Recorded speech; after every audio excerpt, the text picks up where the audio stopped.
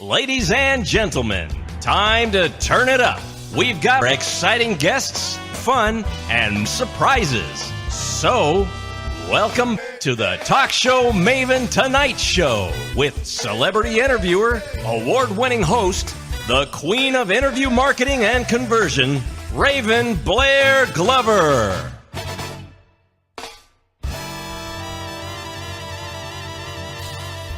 You know, I told you during the show we have an exclusive for you today, and boy, do we ever. So I want you to get relaxed, get ready for this one because it is amazing. You're going to walk away with so many golden nuggets. So I'm going to encourage you right now to grab something to write with because you're going to hate if you miss something important. But the good news is you can go back and listen to the replay. How cool is that? If you're just joining us and you're saying, who is this crazy lady? My name is Raven Blair Glover. No, my name is Raven, the Talk Show Maven, and this is the Talk Show Maven Tonight Show. And I've got to tell you, I am so proud to introduce our next guest, our featured guest. This is an exclusive interview just for you. He's the founder of the JS&M Sales and Marketing, Inc. out of San Diego, California, not too far from me. Michael Senoff is his name, and you know what? He's the world's #1 business and marketing detailed interview website. It's called hardtofindseminars.com. Now, write that down because you're going to hear a lot more about what Michael does, but you want to really stay plugged into hardtofindseminars.com.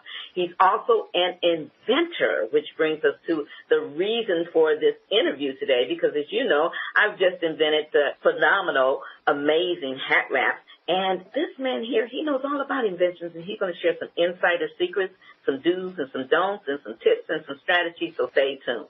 Over the course of Michael's career, he has created and sold numerous niche market products, including specialty pens, exercise equipment, and mobile phone accessories.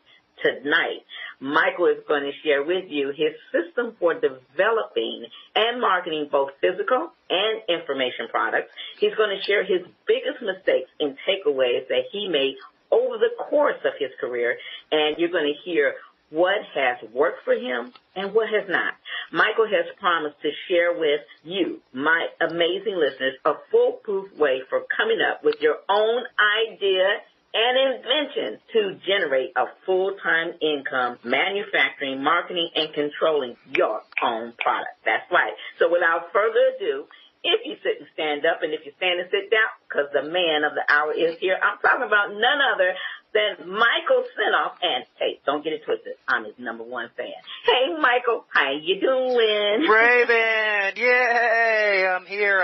I am doing great, and thank you for that wonderful introduction. I really appreciate it, and I am glad to be here to talk to your wonderful listeners and viewers. Oh, wow, we got so much to share, Michael. You know what? It feels so good to know that you're just right down the street from me. No longer am I in Houston, Texas. I'm just a little ways away from you. I know. If we got in our cars, we could have lunch together today. I know. Boy, we could talk for a long time for sure. Well, we got a lot to cover, so we're going to jump right into it. You ready? I'm ready. Okay.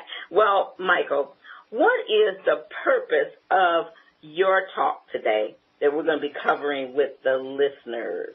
I want to keep it simple. I don't want to just come onto your show and just try and teach your listeners and viewers a bunch of stuff because that's kind of boring. So I just want to share some of my stories with you, and I'll share my stories and maybe the stories of others, and maybe some of the lessons from these stories will hit home, and your listeners can walk away from this interview remembering something because, you know, when you listen to a bunch of stuff and someone trying to teach you stuff, you forget it after an hour.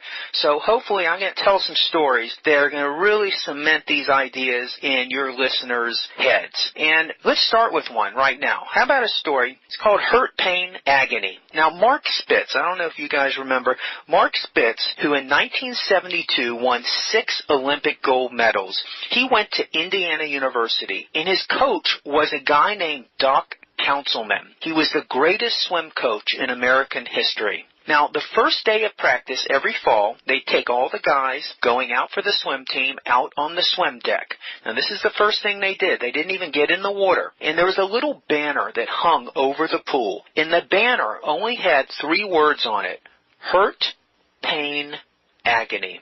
And so Doc said, okay, we're going to spend a lot of time together this year, and if you want to be part of this swim team, every afternoon you have to come here for a couple hours and you have to swim until you hurt.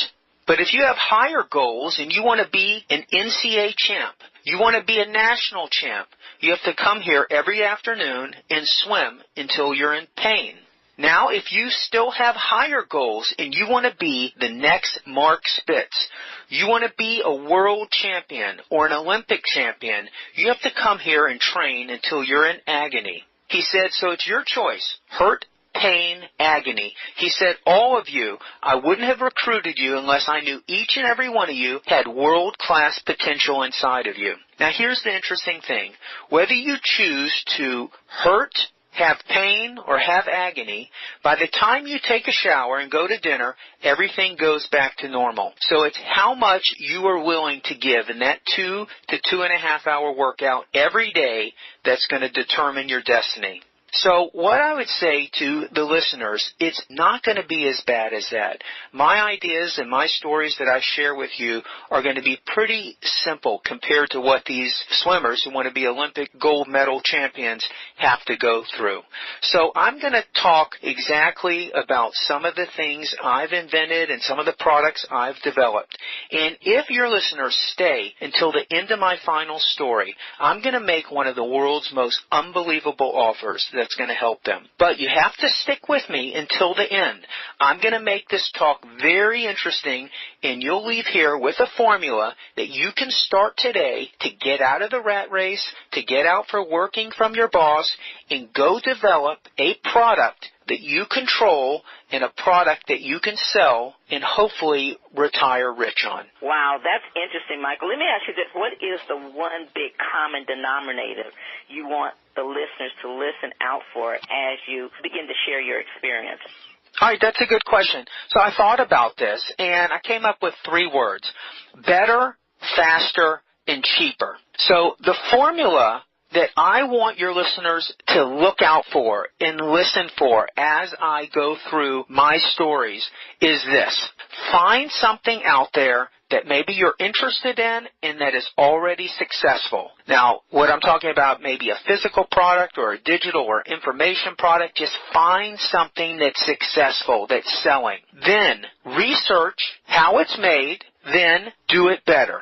Find something that's successful, do the same thing, but make it better. Now, I'm not talking about stealing someone's product. If you find a product that's patented or that's protected under any kind of copyright, trademark, or patents, you don't want to do that. But there's plenty of products that you can see are doing very well in markets, that there's huge lines of people lining up to buy it, and look at what they're doing and come up with ideas on how to do it better. And another real important thing in this formula is you want to be the manufacturer. You don't want to have to buy it from someone else. You want to learn how to make it yourself, okay? And then you also want to try and come up with some exclusivity where you are in the toll position, where anyone who wants your product is going to have to come through you. So this will make more sense as we talk about some of the products that I've done. Oh, I can't wait. Okay, so that formula again was better, faster, cheaper? Yeah, better, faster, cheaper could be the formula. It could be better, faster, prettier, better, faster, more value.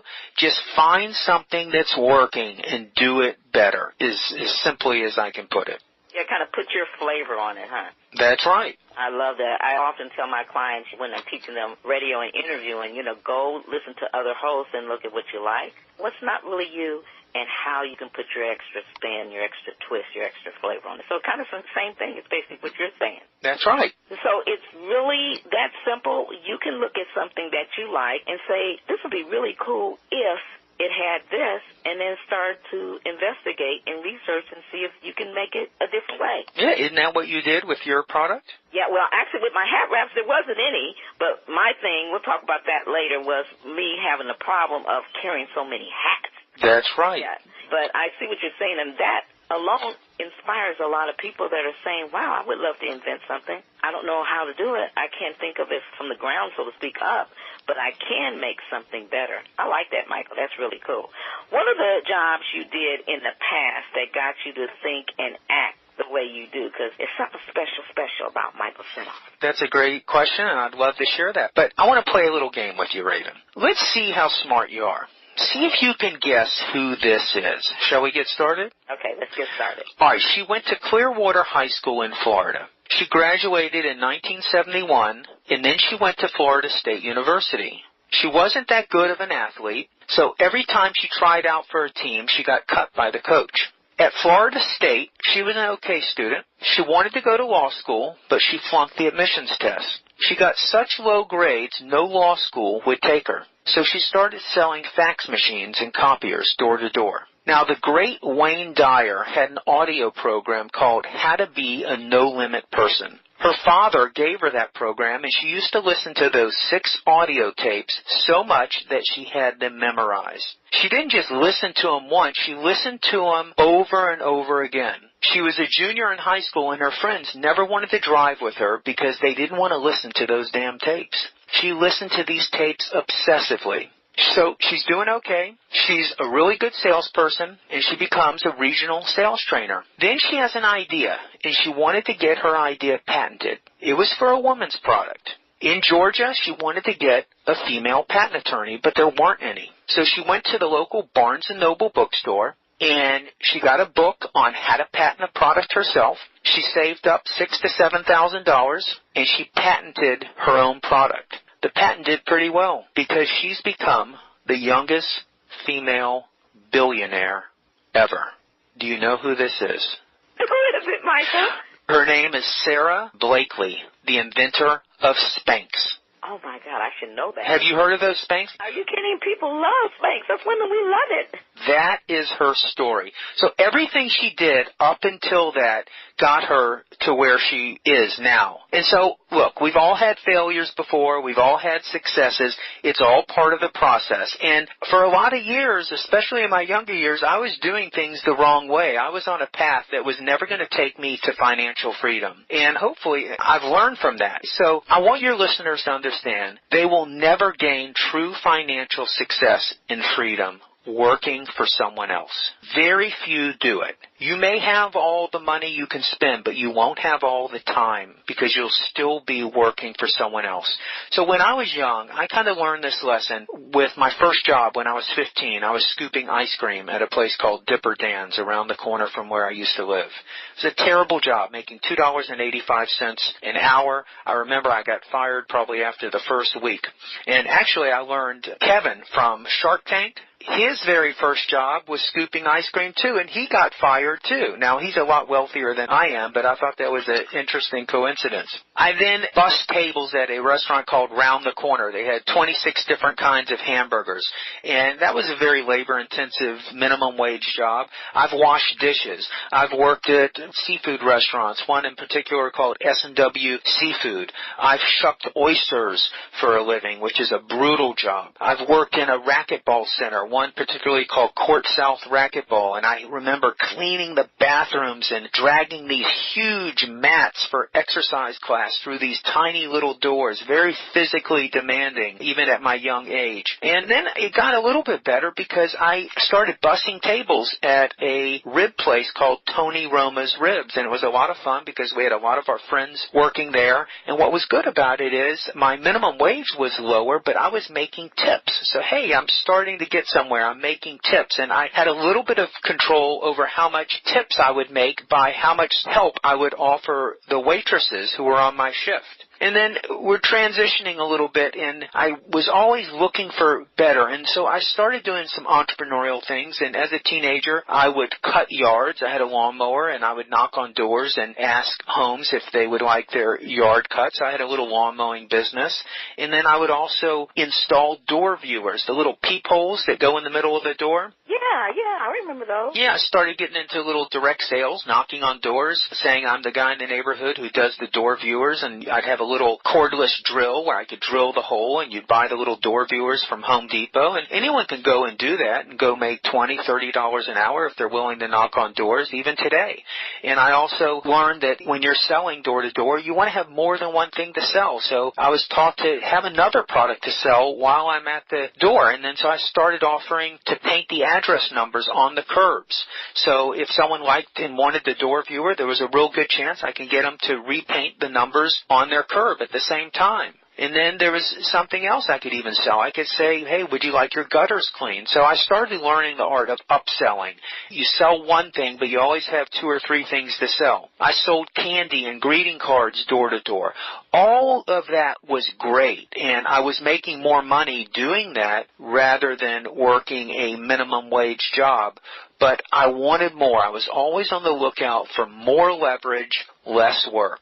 More money, less work. Call it being lazy, but maybe that laziness in me drove me to look and always be open for a better way. I like that. Always be open for a better way.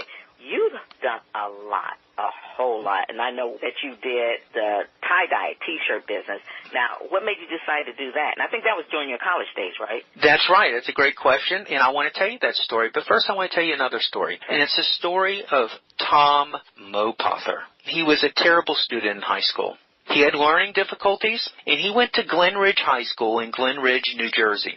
Now, the only thing that Tom was known for was wrestling. He was a below-average wrestler. In the first year, he didn't win any matches. But by the time Tom was a junior, he was okay as a wrestler. And his coach said, Tom, next year, you're going to have a winning record. So Tom, he was a little kid, only weighed about 135 pounds. And every summer, he and his mother had the same argument.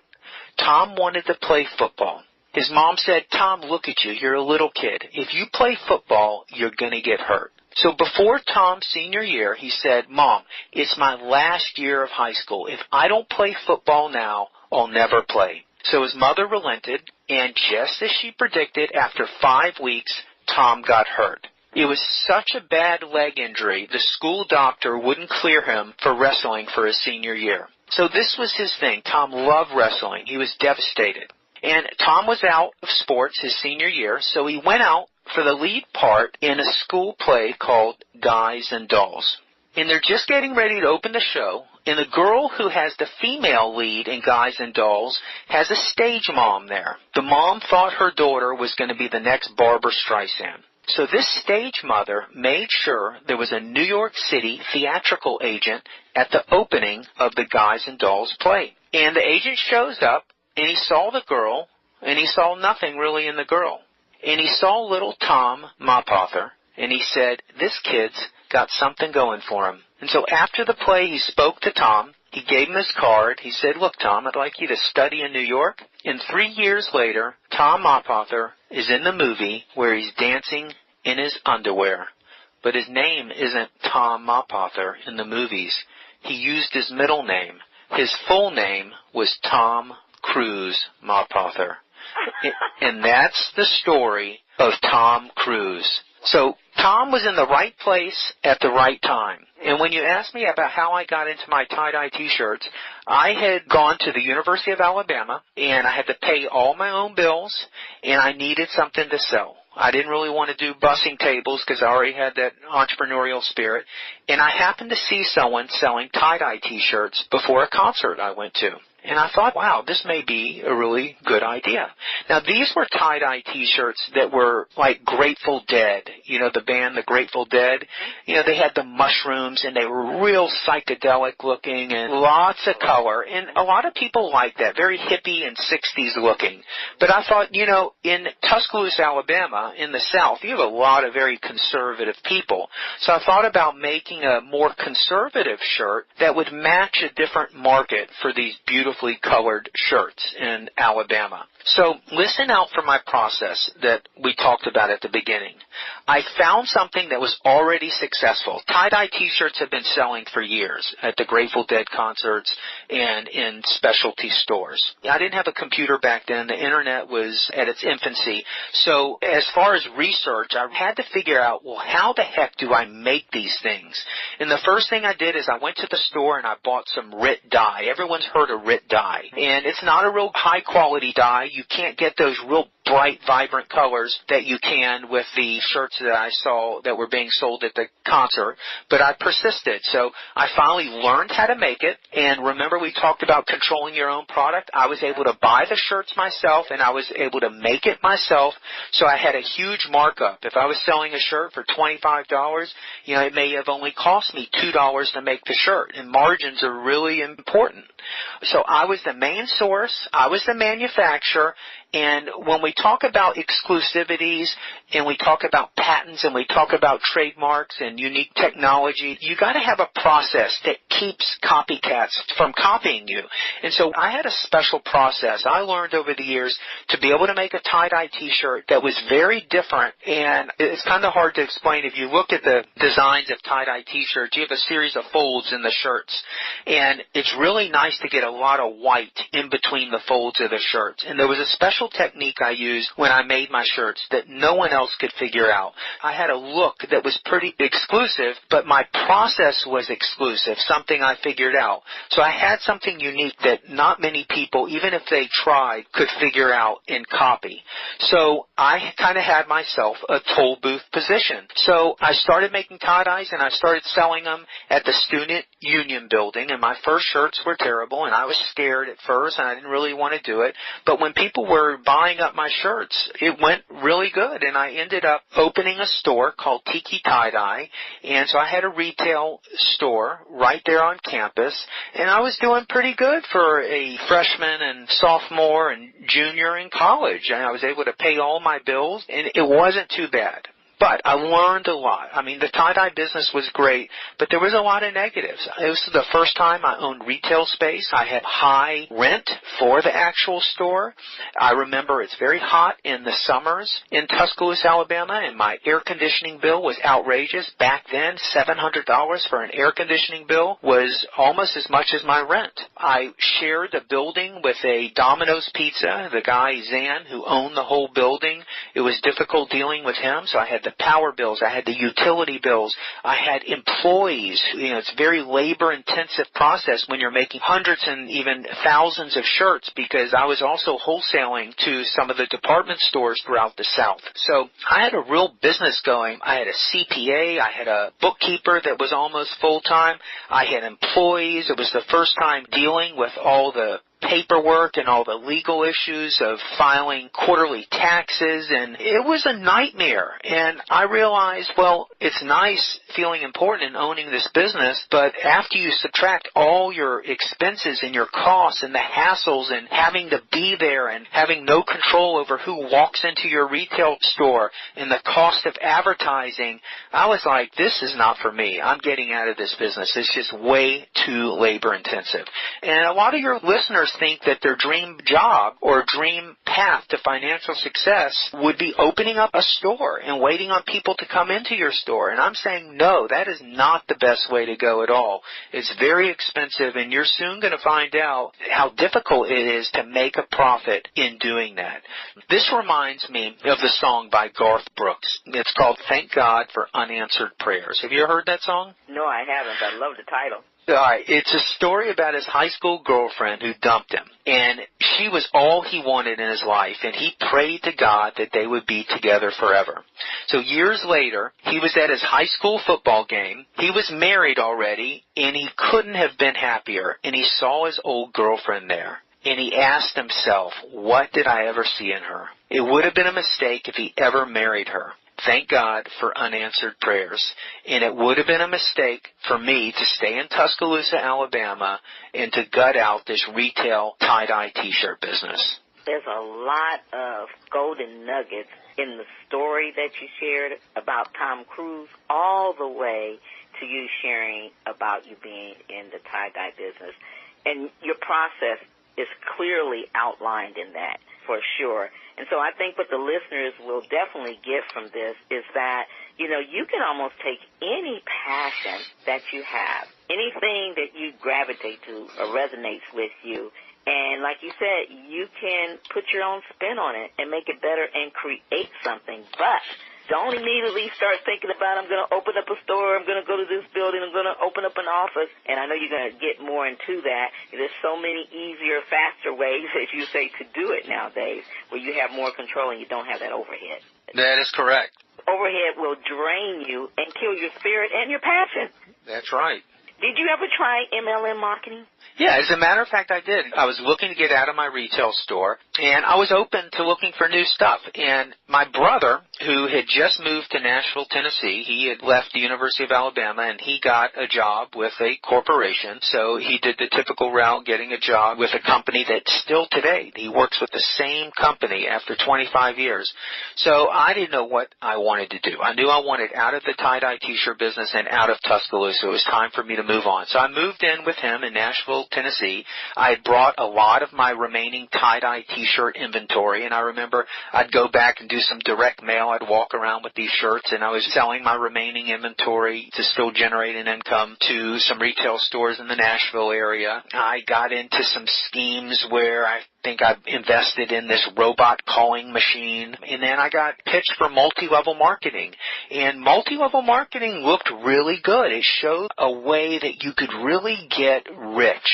And I remember getting into it. What I liked about it was there was some fantastic training, and there were some great leaders in the multi-level marketing industry.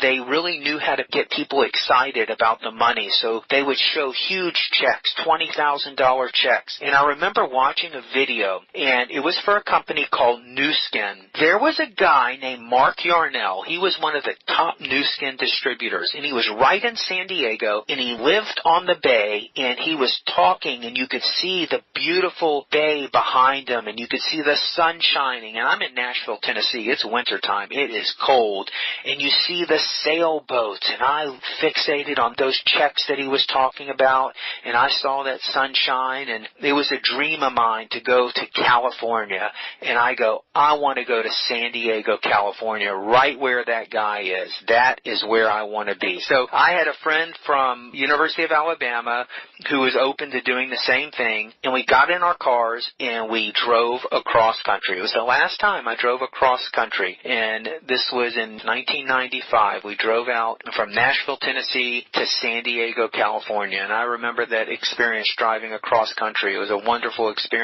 and I remember rolling into California and how the street lights looked different, and I was going after that California dream, of financial independence. So I was excited. So I got into California, and there I was getting into multi-level marketing. And Raven, it was so tough. I mean, those $20,000 checks, all that money didn't go to that one person. They had to pay their downlines, and I learned very few people make real money in the multi-level marketing industry.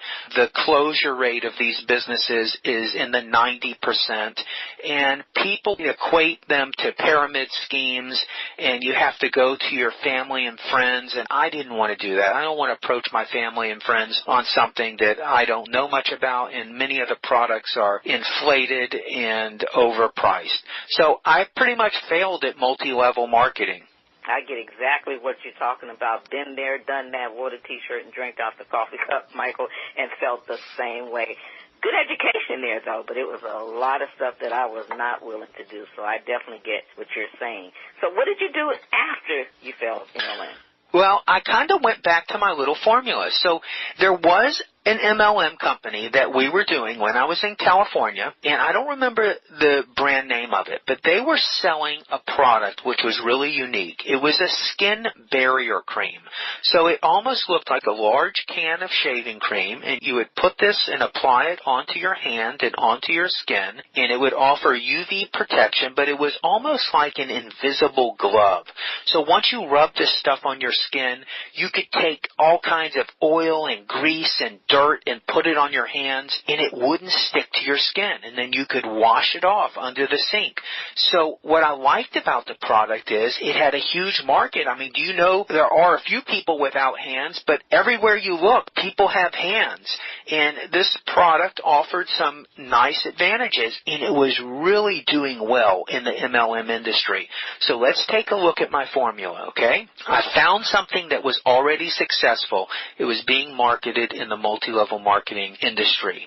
I did research, so I found out what the product was, and I went to the library, and I found a company who manufactured the product in the U.S. And then I learned how to source it. I learned that there's something called private label, meaning you could buy the product from the manufacturer. And it does break my rule a little bit because at this stage I wasn't educated enough to learn how to manufacture this product myself. But still, I could buy it very inexpensively, maybe $1 to $1.50 per can, but I could brand it. I could private label it and brand the product myself. And so we started selling our own version of this product, and we named it Skin Guard. Our labeling and our packaging was far superior than what the multi-level marketing company had. So it was private labeled.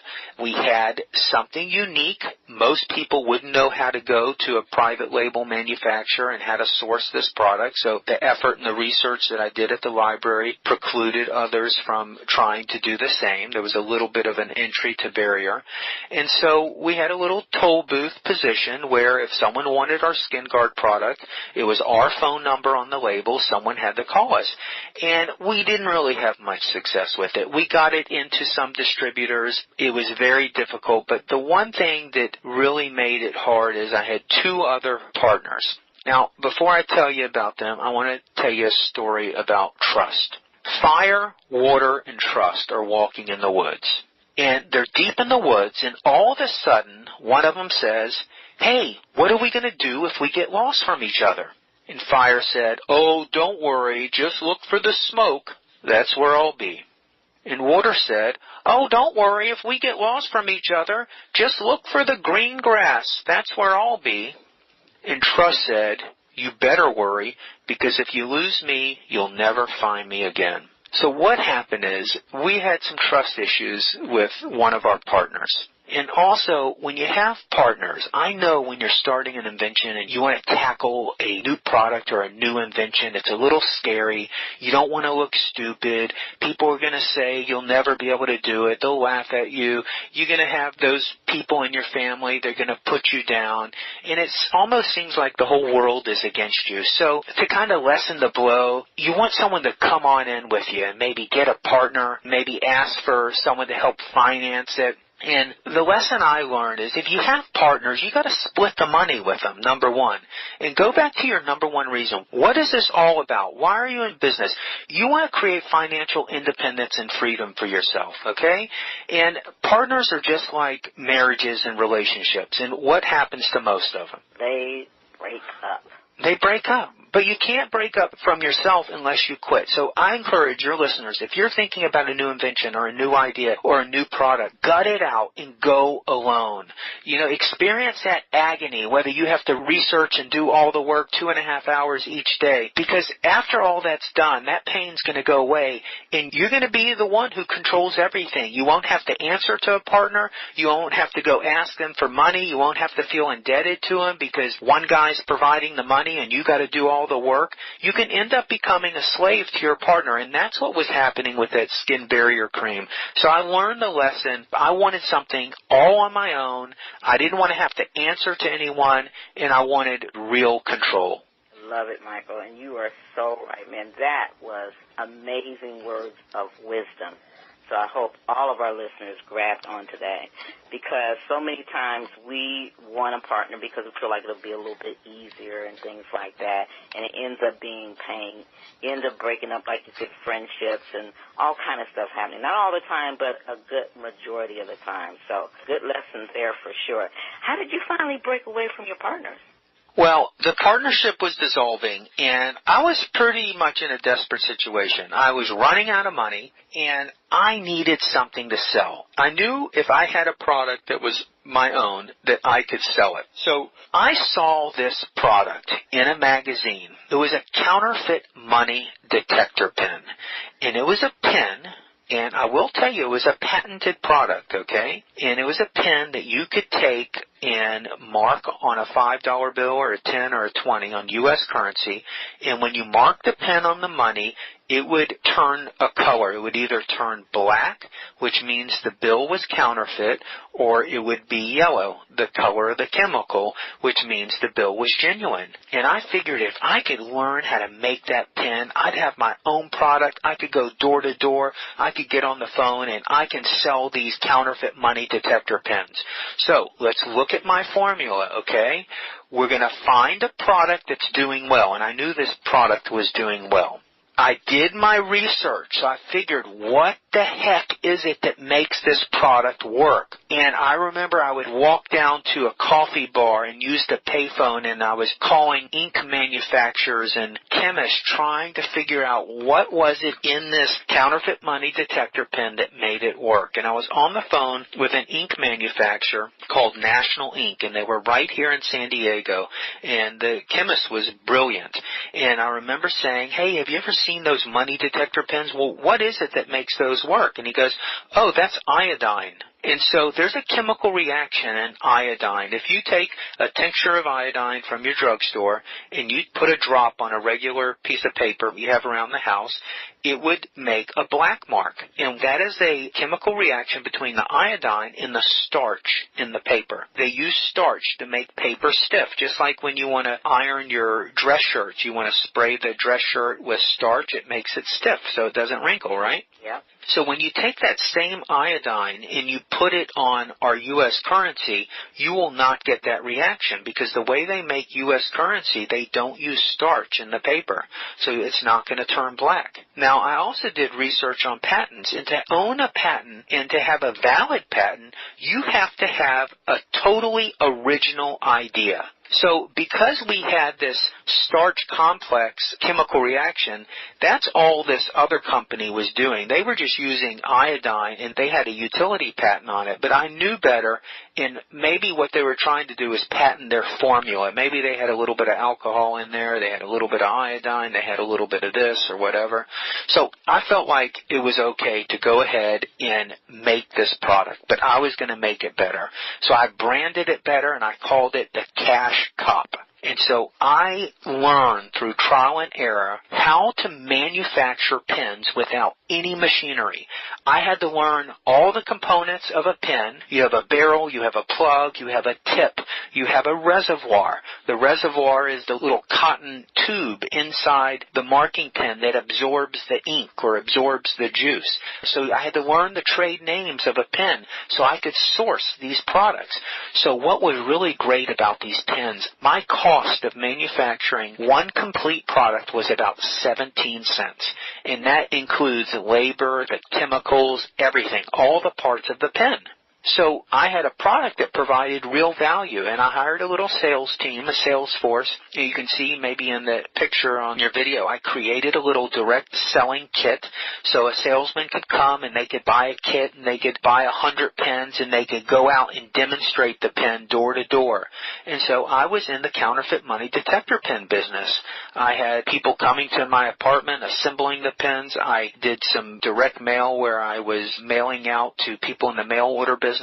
And so what I did is I did it better. The dry mark pen was a thinner pen. I offered more juice. I did a larger marker. I had better branding, and I undercut the cost. So I did it cheaper. I did it better, and I had a manufacturing process that I spent time and learned how to do that no one else was willing to do. Everyone else would have to go to an assembler. There's pen manufacturing companies that you would have to farm out, and they're going to charge you probably 25 to 35 or 40 cents to assemble each one of these pens for you. So no one could compete with me on price because I had a unique process. And remember we talked about my special process in making those tie-dye T-shirts? Mm-hmm. So we had something similar. I didn't have a patent on it, but I was free to compete with the other pen. And then we found businesses that were already buying the pen, and we called on those businesses. For example, all the Costcos around the country, we were selling directly to all the Costcos. We weren't selling to put them in the stores for resale. We were selling them to the stores so they would use them at all of their registers. And so that was my very first pen product, and it did really well. I did need money, and I broke my rule a little bit. I was building a real business, and I did borrow a small loan of $5,000 from my dad, and he agreed agreed. He didn't give me a hard time, and I was able to pay him back in a very short time. And I don't think he charged me interest, but I paid him every penny back. And so I had a valuable little business. I could manufacture something that not too many people could make for a cost that no one could compete with. And I learned that, well, what else could I put in this pen that would solve a problem?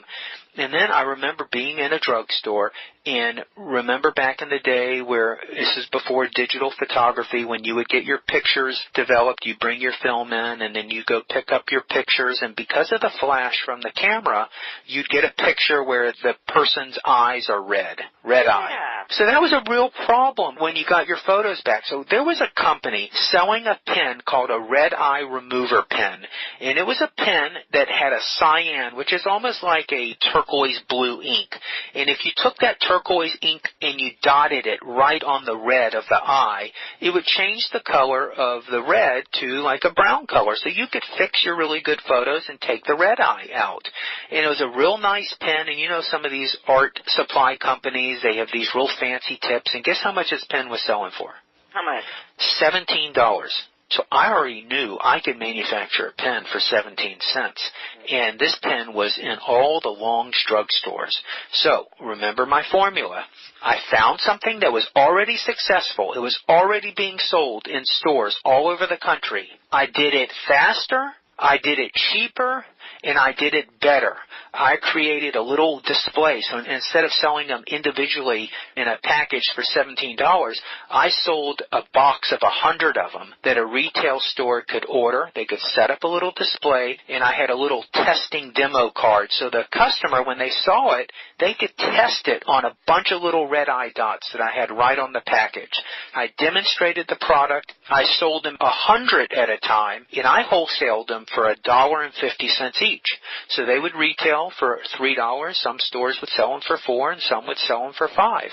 Now, it only cost me 17 cents, and I was taking a product from 17 cents and wholesaling them for $1.50 each. You may see in the picture the boxes and boxes of my red eye pens, and I think over the years we sold 500,000 pens all combined, not just the red eye pens, but I made another pen which was an invisible ink pen, and this was a pen that had an invisible ink that was only visible if you shined a UV light on it, an ultraviolet light. So we sold it as an ID pen where anyone could take this pen, they could mark their stereo, their phones, their computers, and in the event that they were stolen, many of the police rooms, when they would recover stolen property, would look for markings on them, especially UV markings. This was a product that would replace those engravers. Remember, you could borrow an engraver and scribble your name all over your valuables? Yes, process was much easier having those invisible pens. Now, here's the funny thing. This pen business, I've been selling pens since 1996. That's when I started.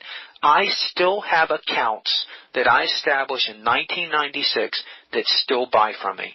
I just shipped out 300 of my invisible ink pens to an account that I established back in 1996. It's 2016.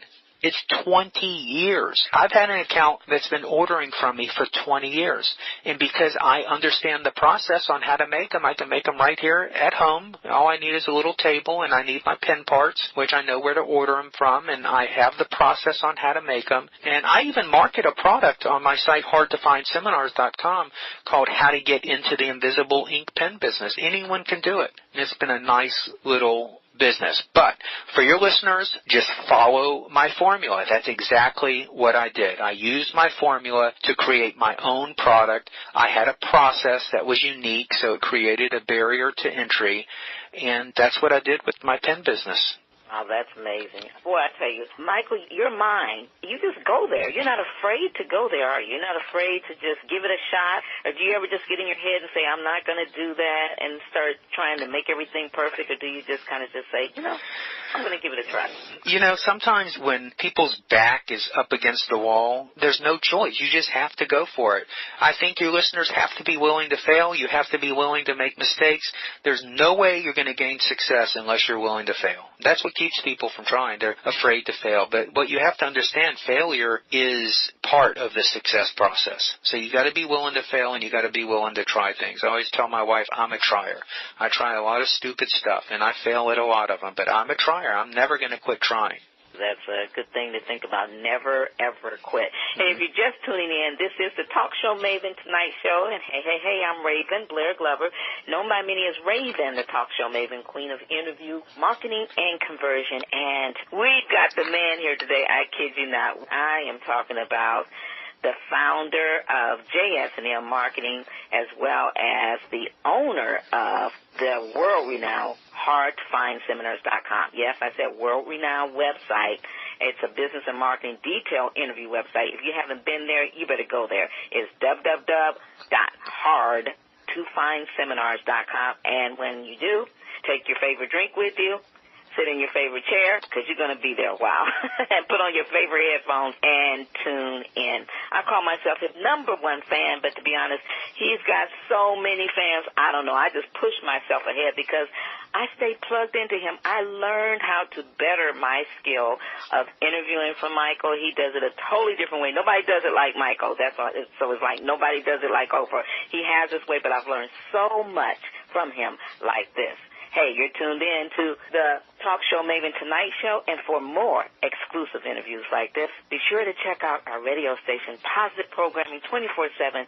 You can get more exclusive interviews just like this over at AmazingWomenOfPower.com. So welcome back to the show, Michael. We were talking about your pen, so you still sell them. So do you actually have your pen business? I don't actively promote the pen business, but I do still have accounts that call and order pens from me. It's not often, and it's not a main part of my business today, but I'm not going to turn those orders down. And like I said, I already know how to make them, so it's no big deal, and I will get them made up, and I'll get them shipped out, and I'll keep making money from these pens, from an idea and the action I took over 20 years ago. You know, it reminds me of Gelson's Only Rule. Have you ever heard of Gelson's Only Rule?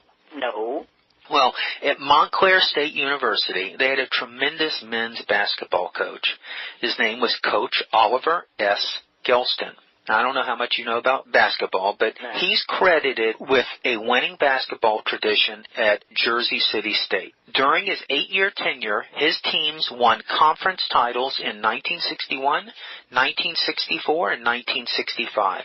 Now, Coach Gelston was ranked 5th in all-time victories at NCAA Division III colleges with 343. He presently has 359 career victories.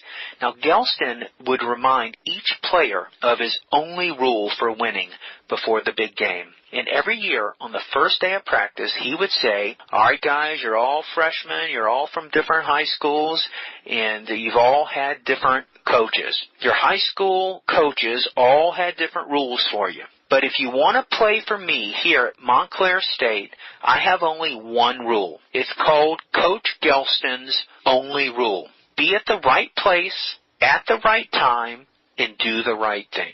So what happened to me is these pens, it was the right time and it led me into the right place. So I had a great product, these pens, and I had to learn how to sell them. And I remember looking for information. I think I just had a computer. I was very lucky because I was living in Pacific Beach. And Pacific Beach and somewhere in New York were the very two test places for Time Warner Cable for high-speed internet. And everyone else was on these 28K and 56K dial-up modems. They were extremely slow. So I had a huge advantage. I had a high-speed internet connection, and I was trying to learn as much as I could about how to market my pens. And I learned about a guy named Jay Abraham. And Jay Abraham was a guru when it came to marketing. And the one thing I heard about him, he would sell these marketing seminars where you would go for 3 or 4 days to Los Angeles or wherever he held them, and you would pay $20,000 to go learn from him, to go to one of his seminars. Well, I'm not going to pay $20,000. I don't think I had $20,000 with my pen business at that time. All right, so let's look at my formula. So Jay Abraham was selling these huge $20,000 seminars, okay?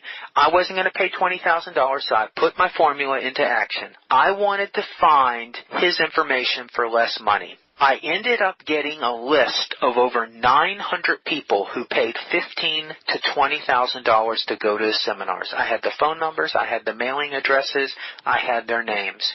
And I started getting on the phone, and I figured a lot of people go to these seminars and they come back with all the books and tapes, and they never do anything with them. And I got the names for all the people who went in California. I got on the phone, I said, hey, I've got a crazy question. By any chance, do you still have all the J. Abraham tapes and books when you went to that $20,000 seminar?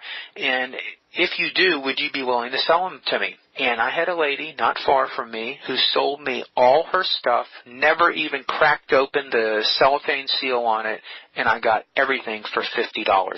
So I started studying all this J. Abraham stuff.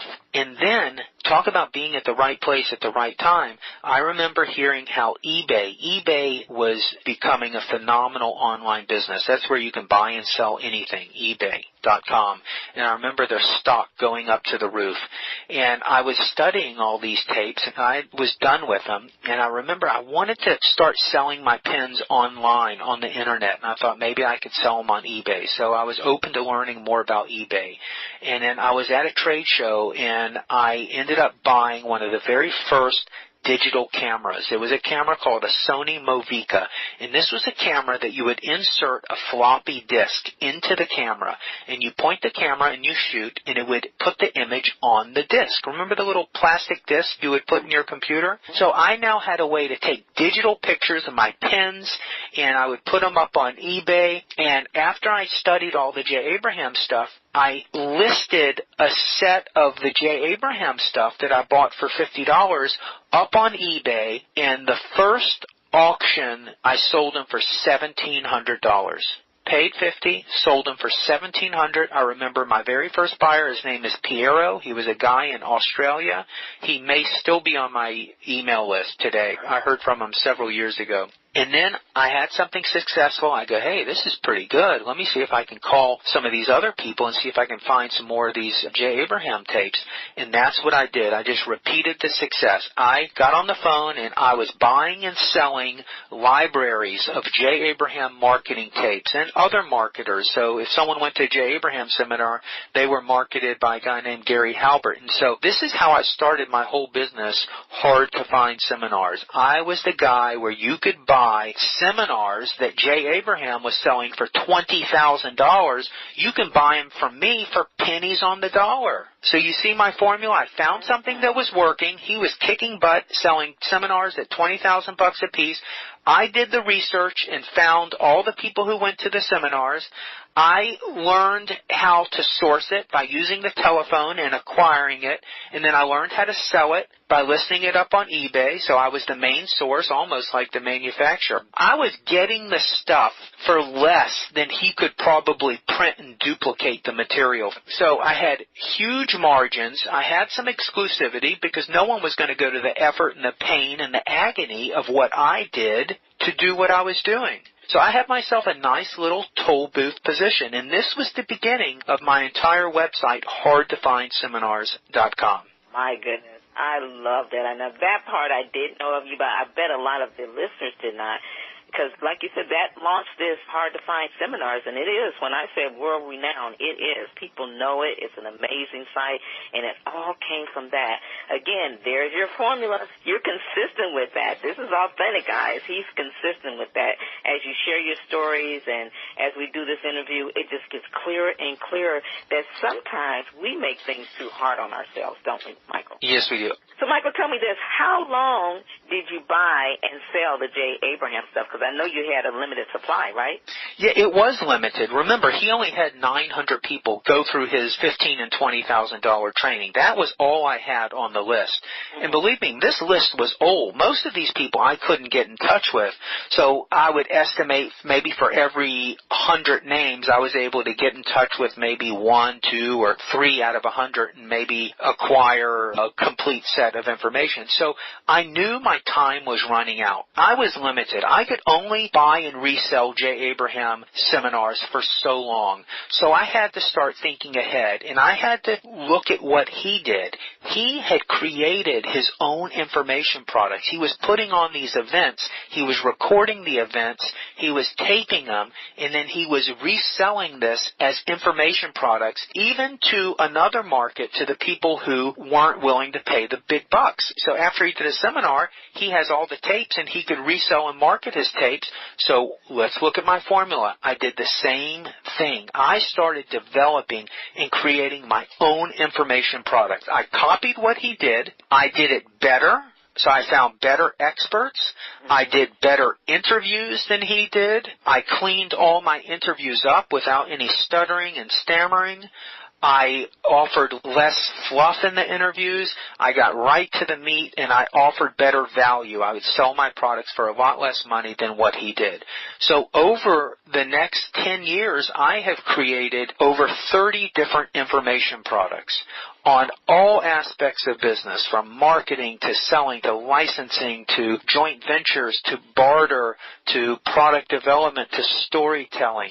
And anyone who's interested can go to my website at hardtofindseminars.com and look at my product library. And the information product is the best business in the world, because once you go through the hurt and the pain and the agony, you've got your product. Every time you sell it as a digital product, you keep all the money. There is no hard cost other than paying for a little bit of money to host and deliver the digital information product. There's no business better in the world than creating, developing, publishing information products. And you know about this too. Yeah, absolutely. You know I know. And here's the thing about it. There's no shipping or any of that extra cost. It's digital. They get it right then, so they're happy. You get it shipped out via the Internet, and you're through with it, and you can do it while you're sleeping too, huh, Michael? That's right. Well, I am loving these stories. I'm telling you, I am sitting in my favorite chair. I got my feet just kicked up because I'm enjoying this, Michael. Got any more of those juicy, sizzling, hot stories for us? I do. I've got a great story. Let me share this with you. Okay, it's a story about diamonds. You like diamonds, Raven? Yes, diamonds are a girl's best friend. You've heard of Harry Winston Jewelers? Mm-hmm. All right. They're internationally one of the best, most high-priced, really top-scale jewelers. And they started in New York City. And Harry Winston, he's no longer with us, but many, many years ago when he was in the New York store, one day he got a phone call from an Arab sheik, and he said, "Mr. Winston, I'm a gem collector. Do you have this type of diamond?" And Winston says, "Oh, yes. It's in the millions, but I have it." He said, "I'll be in touch with you. I'm going to come in next week." So the next week, he took his private jet and he landed in LaGuardia, and Winston had his top salesman meet him at the airport. He brought him back to the store, and he brought him back into the VIP room. And for 1 hour, he showed him this gorgeous diamond. And after an hour, the sheik was just about out of the store, and there was no sale made. And Mr. Winston said, "Excuse me, sir, could I have a moment with you?" And they went back into the VIP room, and 15 minutes later, Harry Winston had a check for $4 million. And the sheik was just about to go back to the airport when he said, "Mr. Winston, can I ask you something personal?" And he said, "Sure." And he said, "The man that met me at the airport that originally tried to sell me the diamond, he spent an hour with me, and is he a good salesman?" He said, "He's one of the best in the industry. He's the top person in New York. That's why I hired him. That's why I pay him so much money." And the sheik said, "Well, Mr. Winston, if he's so good, how come he spent an hour with me and he couldn't sell me, and you spent 15 minutes with me and you could?" And Harry said, "Oh, that's my trade secret. You see, he knows diamonds, but I love diamonds." You have to love your product to really be able to sell it to its highest potential. And I also was always looking for a product, not one that I used my formula on, that I copied and did it better. I was always looking for a product that was totally original and dreamed up by myself. And I finally ended up with one of those products. And what happened, this is when we had cell phones and smartphones, and we had the BlackBerry, and then the first generation of the iPhone came out, and you had texting where you had a screen that was touch sensitive. And I remember my kids, when they were young, they'd always like us to come help them fall asleep at night. So my wife would go with my younger one, and then I'd go with my older one, and we'd lay in the bed until they fell asleep. And to kill time, I would have my little BlackBerry touch screen, and I would hold my hand over my head while I'm laying on my back and play with the phone. And I had a bad rotator cuff. My shoulder was killing me, so I could only use one arm. So I couldn't hold my phone, because try laying on your back and holding your phone over your head with one arm. To use your thumb to touch the screen, you'd have to let go of the phone. And I remember dropping the phone on my face, and I was like, there's got to be something that would allow me to use my phone and move my thumb around and operate the touch screen with one hand. And so I set on a little course to invent something. And that's when, after about a year of development and thinking and coincidences, I came up with a product called the Senoff Loop. My kids wanted to name it the Senoff Loop, so I honored them. We can name it anything, but we called it the Senoff Loop. So if we're going to be famous with an invention, let's use our name in it, right? Kind of like Donald Trump. Why not? But look at my formula. I created a product that was very difficult to make. I took a lot of research to figure this thing out, to figure out how to make it. If you look at the picture there, you can see it's a round circle, and it has a little tab that pulls up, and you can stick your finger through, and you can stick it on the back of your phone or your phone case. And very importantly, you can imprint on it. I can do a 4-color imprint, and I can brand it with a Coca-Cola logo. We've sold to eBay already, and you can brand these things with any kind of logo or color. And we talked about some exclusivity. I was able to get 3 design patents on it. I have a utility patent application in place for the releasing mechanism. If you go look at the website at senoffloop.com, it's a real nifty little product. Now, there is competition on the marketplace, but nothing is elegant and nothing is simple in design is what we've developed. Yours is so sleek. I love it. I mean, it doesn't look real bulky, like something you don't want on your phone. Yeah, it's not bulky. That was one of the things you considered, not just on how it was going to work, but how it was going to look, I can tell. That's right. With this invention, I kept true to my process. I can manufacture these right on the side of my house. I learned how to cut them out. I learned how to imprint them. I learned how to get the plastic coating on them. I can do everything. I do not have to rely on anyone to make these. I can order all the postcards. I can do all the art myself. There was a time where I was paying a graphic artist in the UK to do all the art with me, but I was tired of paying her money. I just learned to do it myself. So I went through the hurt.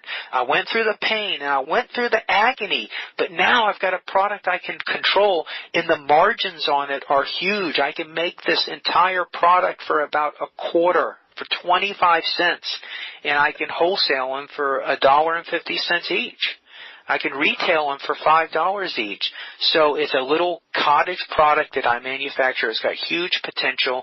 We've sold over 10,000 of them so far, and we're just getting started. We're just getting all our final patents and stuff.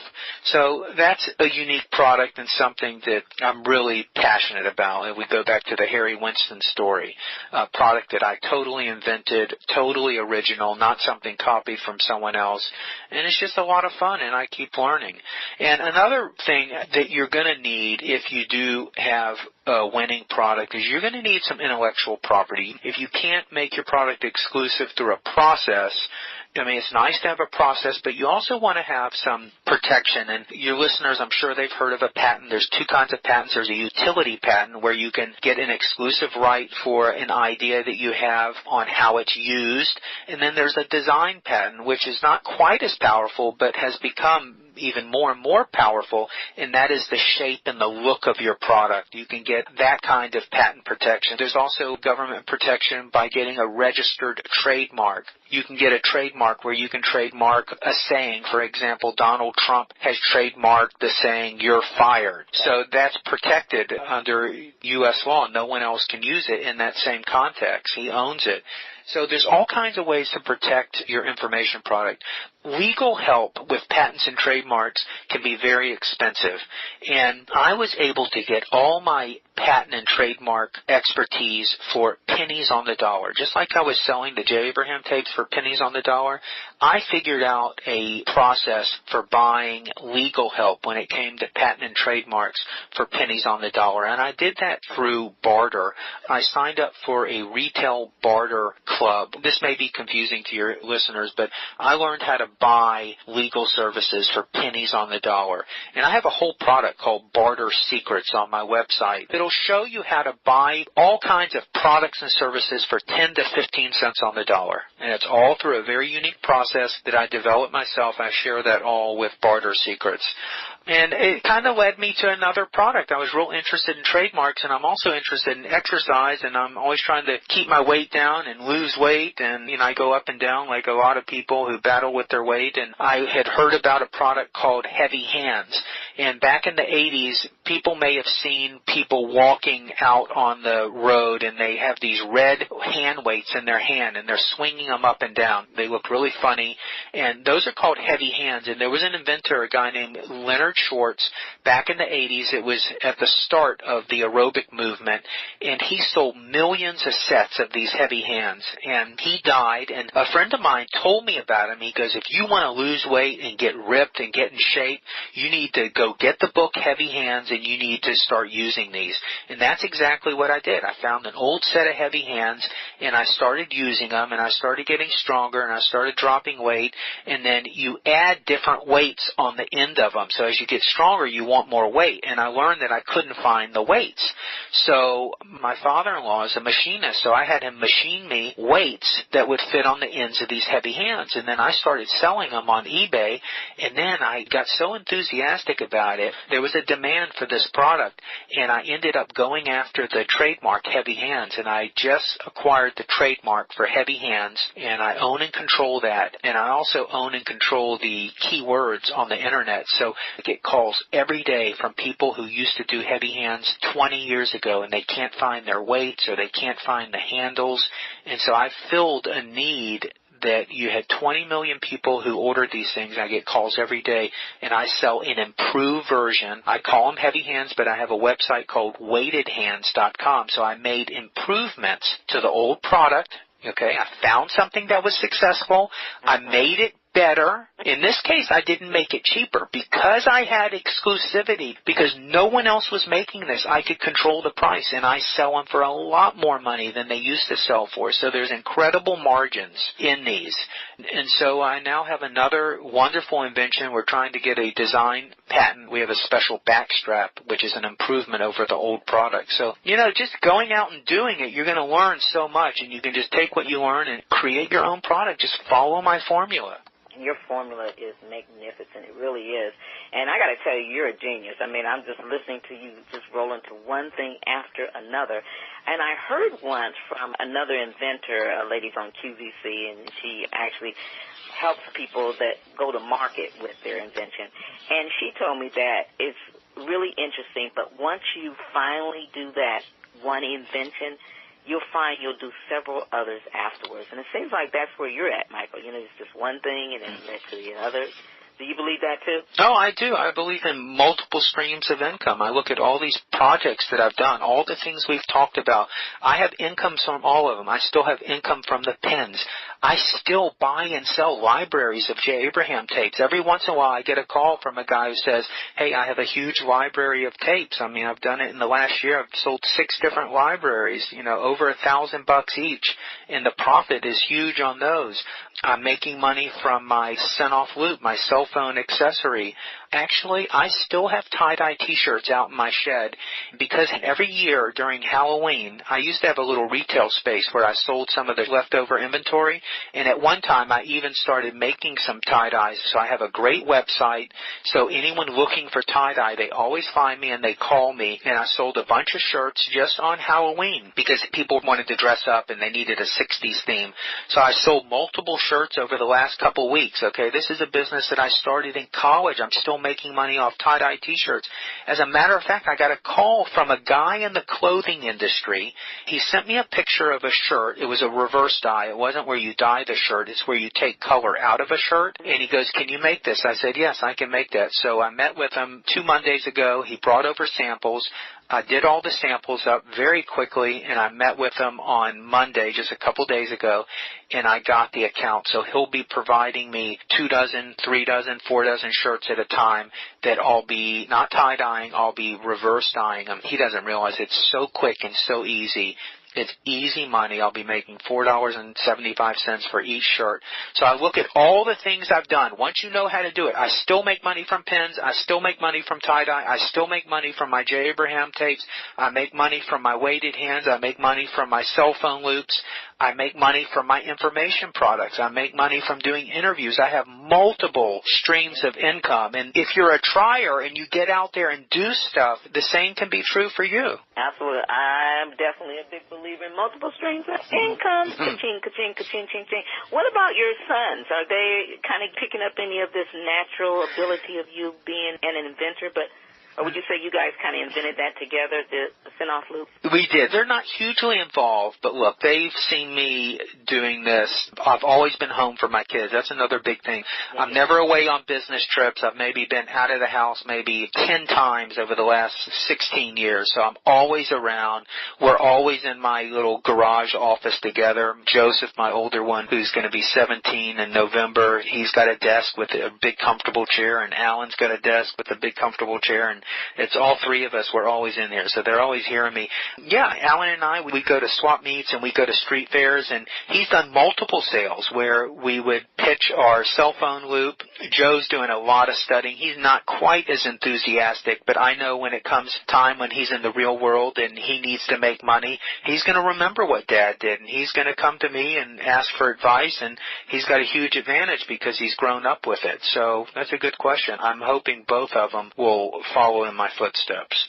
Well, this has been an amazing interview. Thank you so much for sharing with us. You know, as an inventor myself, I'm just thrilled to get this information because I'm going to go back and I'm going to say, okay, look at his formula, look at his formula. That's right. Look at the formula. And I know my listeners, they enjoyed your stories. Your stories are great. And just listening to your path, how you got started, and you keep moving forward and moving forward. Our final question is, what's next? Well, it's hard to say, but before I answer that, I told the listeners that I would make them an incredible offer, okay? Remember my information product business? I've got over 30 different information products. So I've put together something called the Raven Wannabe Inventors Master Pack, okay? So all the most important concepts that we've talked about in a small way, I have very detailed information products. We talked about joint ventures, meaning you can find a product that's already out there, and then when you create your own bigger, better, cheaper version, I'm going to show you and teach you all the nuances and details on how to do a joint venture with someone who's already selling the most expensive one. And then we talked about the intellectual property, how I'm able to get legal advice and all kinds of products and services for 10 to 15 cents on the dollar. I've packaged my Barter Secrets product. Both the joint venture and the Barter Secrets sell currently on my website for $597 each. Then we talked about licensing. So many of my information products, the 30 different information products, were products that were already produced by someone else, and I just did a licensing deal with them. So I didn't have to produce them. I made them a little bit bigger, better, and cheaper, but a bulk of the work was already done. Raven, you and I have done a licensing deal where I license a lot of your interviews that we share on my website. That Licensing Secrets product will teach you everything you need to know about how to do this to shortcut your path to success. That's $597. Then there's another product I did years ago called Walmart Gold, and it was with an expert, we'll call him Joe, and he sold millions and millions of dollars to Walmart and to Target, huge retailers, and it is an unbelievable product. Shows you how to get your invention or your product into these mass merchandisers. It's not easy, but there's all kinds of methods to get them into all kinds of different markets, and that's a $997 product. And then I told you the greatest product in the world is my audio marketing secrets. That's developing and publishing your own information product, hurt, pain, and agony, get the work done eventually, and then everything you sell is all digital and it's 100% margin. So we're talking $4,085 in retail of products. I'm willing to offer your listeners a one-time payment of only $297. All they have to do is email me, and my email is Senoff, Senoff Michael, @gmail.com. Senoff, Senoff Michael, @gmail.com. If they email me, I'll send them a special order link, and that would include the Joint Venture Magic, Barter Secrets, Licensing Secrets, Walmart Gold, and my Audio Marketing Secrets, $4,085 worth of products for a one-time payment of $297. My goodness, you cannot beat that. So let me just suggest to run, don't walk. Go get yours now. That's an amazing price. And all that you have to do is email you, Michael, and give them that email address again. It is Senoff.Michael @gmail.com. Senoff.Michael @gmail.com. Can I end with one more story? Yeah, one more story. Love it, love it. All right, it's a story about Muhammad Ali. Okay? Another one of my greatest fans. We're creating an information product together. His name is Rob Gilbert. He was at a talk given by Angelo Dundee. Angelo Dundee was one of the great boxing trainers in the history of America. And then following Rob's own advice, after the talk, he started asking questions. And he asked Dundee, who's the hardest working athlete you've ever trained? And he didn't say the best. He said, who's the hardest working? And Dundee said, oh, that's easy, Muhammad Ali. Muhammad Ali, he said, was head and shoulders above everyone else in work ethic. And my friend knew Ali was great, but he didn't know he was the hardest working. So that got him motivated to start reading biographies of Ali. And he found this quote in Muhammad Ali's biography. Muhammad Ali said, I hated every minute of training, but I said to myself, don't quit, suffer now, and I could spend the rest of my life as a champion. I hated every minute of training, but I said to myself, don't quit, suffer now, and I could spend the rest of my life as a champion. And I remind your listeners, hurt, pain, agony, don't quit, suffer now, and you can spend the rest of your life as a champion, financially independent, one who controls all their own time, no one telling them when to show up at work, what to do, what to buy, what they can't have, really having control over your life. But you got to put the work and you got to suffer now. Just do it. I call that pushing past the pain to get to your power, yeah. Michael. And I'll shortcut the process. Hopefully this recording has given you some ideas to shortcut your path. And I know my detailed information products will certainly put you on a path and a shortcut to getting to where you want to go. That's right. Faster, cheaper. There's one more. I keep forgetting. Oh, it's up there on the slide. All right, everyone, that's a wrap. You're tuned in to Talk Show Maven tonight's show, and be sure to join us next Thursday. And don't just listen to this once. You got to listen to it twice, and definitely email Michael and take advantage of that offer. I love the name, by the way, Michael. And go in there and get bartering secrets and all the other things that he talks about. I have those products. They're great. And, again, don't walk. Run over there and grab it now. This is Raven and Talk Show Maven along with Michael Senoff, and this is a wrap, y'all.